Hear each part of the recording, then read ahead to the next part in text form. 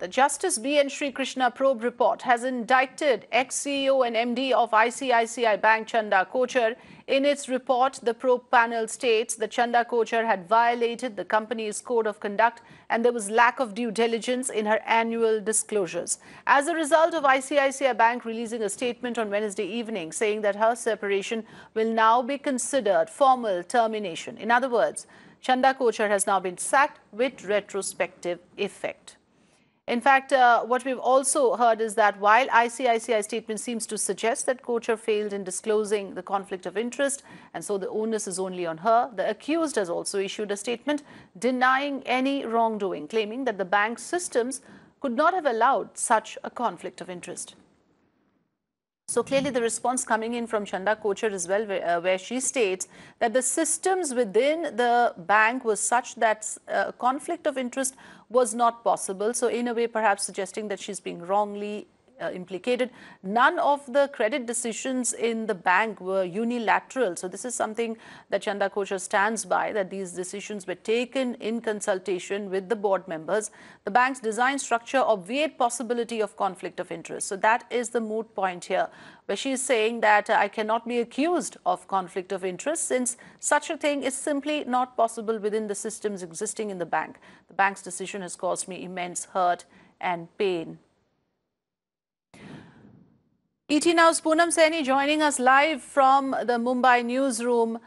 Poonam, credit decisions weren't unilateral. So that seems to be the statement that coming out of Chanda Kochhar. How do we read this? What has Chanda Kochhar said in her defense? Take us through the latest, please.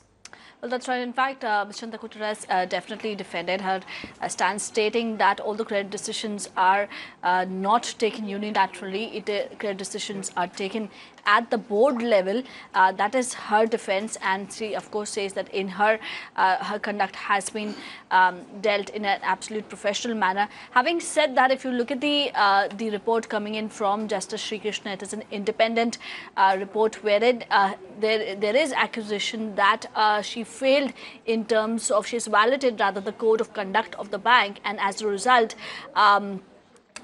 action should be taken, and as a result we should be seeing some amount of severement of the bonuses since 2009 and various other penalties. So yes, as of now it seems that Chanda Kochhar has been accused, notwithstanding that this is an independent inquiry itself, and we also know that media does report that CBI inquiry is in process or would be on its way on not just Chanda Kochhar, but there is also a possibility that we may see the inquiry to be extended at the overall board level or other senior management level as well. That is yet to be seen.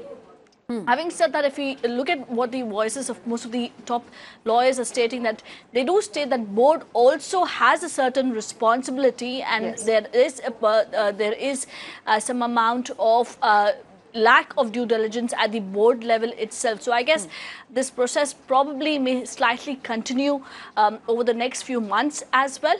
But from a stock perspective, I guess the results were good and stock possibly may not be that hampered on account of this issue. But apart from that, this entire case probably would continue for a few more quarters. Because, you know, Poonam, this is a huge departure from the position that the board took earlier. Let's not forget the board said, in fact, that we repose full faith and confidence in Chanda Kochhar. There was no question of nepotism, favoritism or quid pro quo. Now, from that to this, clearly questions would be raised, like you said, of the board itself.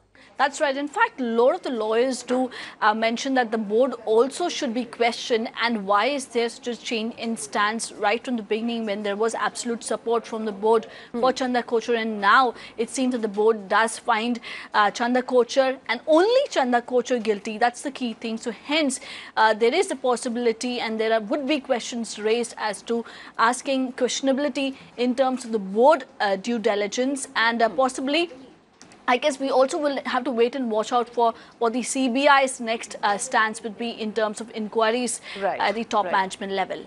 Right. So there seems to be desperate damage control on the part of the ICICI board trying to salvage its image. Poonam, thanks very much for joining us.